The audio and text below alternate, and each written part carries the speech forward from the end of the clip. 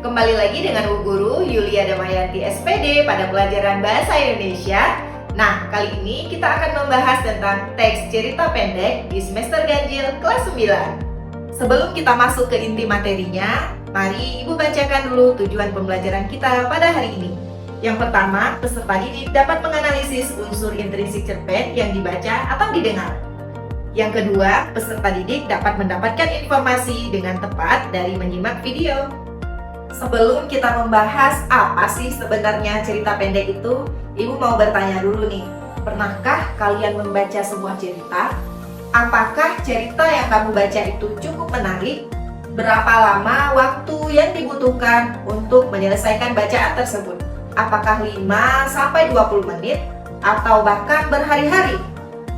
Nah, jika pertanyaan tadi sudah terjawab, mari kita lihat sebenarnya apa sih teks cerpen itu? Jadi, teks cerpen itu adalah sebuah karya sastra yang menceritakan sebuah kisah secara ringkas dan padat. Mari kita lihat ciri-ciri teks cerpen. Yang pertama, terdiri dari 5.000 sampai 10.000 kata. Yang kedua, habis dibaca dalam sekali duduk. Biasanya menceritakan tentang sebuah kejadian atau peristiwa. Dan yang keempat, memiliki tema yang jelas.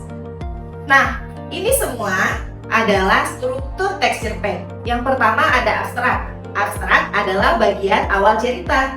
Yang kedua, orientasi. Orientasi adalah bagian pengenalan latar pada cerita. Komplikasi ini merupakan bagian yang menunjukkan masalah dalam cerita. Evaluasi yaitu bagian puncak cerita yang menuju kepada klimaks. Yang kelima ada resolusi, yaitu bagian yang menunjukkan penyelesaian masalah. Dan yang terakhir ada koda. Koda ini adalah amanat ataupun pelajaran yang bisa diambil dari cerita tersebut. Mari kita lihat unsur-unsur cerpen. Yang pertama ada unsur intrinsik, dan yang kedua ada unsur ekstrinsik. Nah, kedua unsur ini sama-sama sangat mempengaruhi cerita.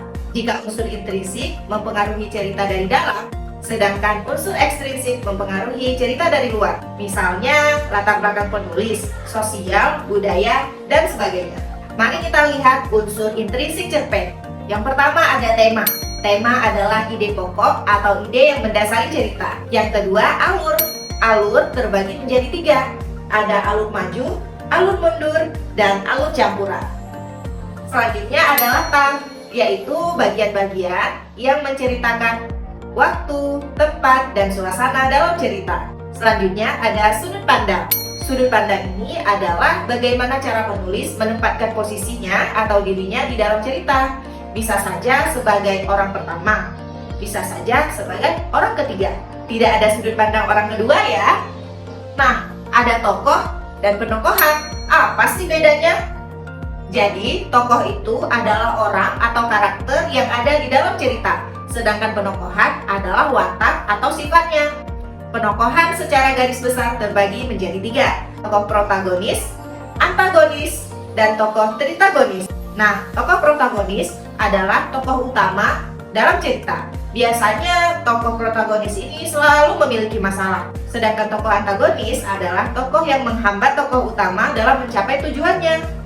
Tokoh tritagonis adalah tokoh yang berada di antara keduanya, namun cukup mempengaruhi cerita. Gaya bahasa adalah bagaimana penulis menceritakan kejadian atau mengisahkan sebuah cerita dengan menggunakan bahasa-bahasa tertentu seperti penggunaan majas, kiasan, dan sebagainya. Yang terakhir ada amanat. Amanat adalah pelajaran yang bisa diambil dari sebuah cerita. Amanat ini bisa kita peroleh dengan 2 cara, dengan cara tersirat atau tersurat. Jika tersirat, berarti amanat tersebut kita sendiri atau pembaca yang menyimpulkannya. Sedangkan jika tersurat, amanatnya sudah tertera di dalam cerita tersebut. Ibu rasa semuanya sudah paham ya? Sekarang, mari kita lihat contoh soal. Perhatikan cuplikan video berikut. Lydia Danira itu siapa, Mas? Namanya ada di mana-mana loh di sini.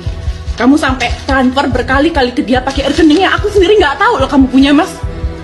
Oh, nggak cuma itu, kamu beliin dia penthouse. Terima kasih.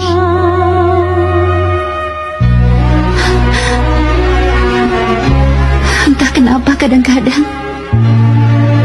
orang asing terasa seperti saudara sendiri.